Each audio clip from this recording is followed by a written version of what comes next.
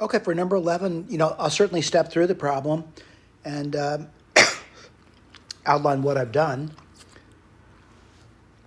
So what do I see? I see a radical equation. One of the radicals is isolated, square both sides. So relatively simple. I mean, you get this, you get this, and you get twice the radical. Now I did something interesting with the radical. I want to point out what I did. I just simply took these two radicals together and multiplied them, and that would give you, x plus a, x plus b, x minus a, x minus b. All right? That's one thing I've done a little bit differently than the past problems. What I do next is I try to simplify a little tiny bit. So let me get my eraser out, and when I do it, someone says, why are the steps missing? We can't fit them all in there. All right, hopefully that you have enough for an informed student, enough to get to the next step. Now granted, let me go through this with you, and I want to just square this off, not square, but multiply it, I'm sorry, x squared, and what are you going to get then? You're going to get plus bx plus ax plus ab. And if I did this guy, I'd get x squared minus bx minus ax, and then plus ab. Well, if I saw that and combined the like terms over there, you would get 2x squared. This disappears, which is good news. This disappears, which is good news. And you get 2ab. Let me point out where that is in your notes. That's right here. All right, so that's done. Let me erase this over here. And let me talk about that radical came about.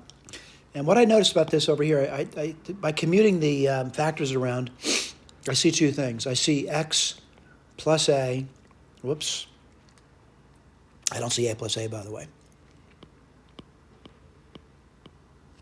I see x plus a, and this is the radicand, by the way. I see x minus a. I did it again, didn't I? And then I see x plus b, x minus b. And that's where I kind of said, no, it's a little simpler. It's just simply x squared minus a squared, and this guy's just x squared minus b squared. So that's where that's coming from, right over here. All right, let me just highlight for you. Let me erase this business over here. I'm just going through, trying to understand the key at this point. And then what do I notice? I noticed looking at it, and let me just erase this over here now.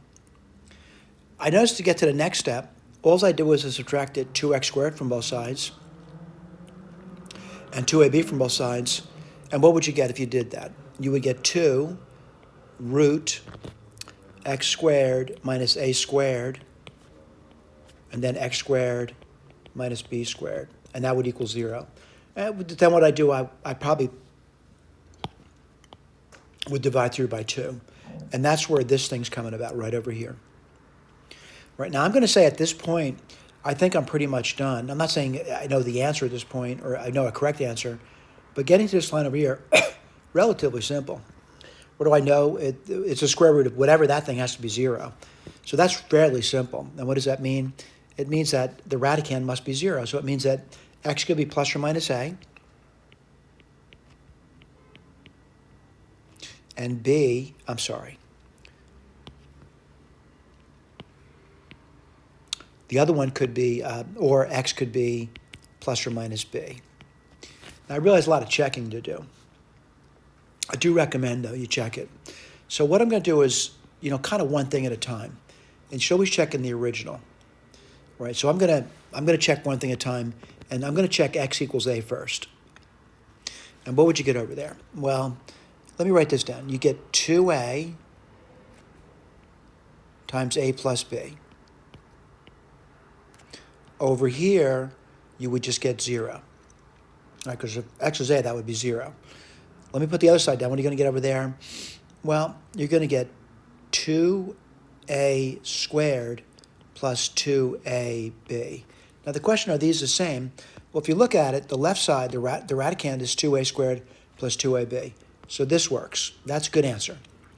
Of course, I'm going to try another one. And simple for me would be, I'm going to try b now. Let's see if that works. And what do you get? Well, you get, over here, you get b plus a, and then you get 2b. Plus, well, if x is b, this would be 0. That's simple.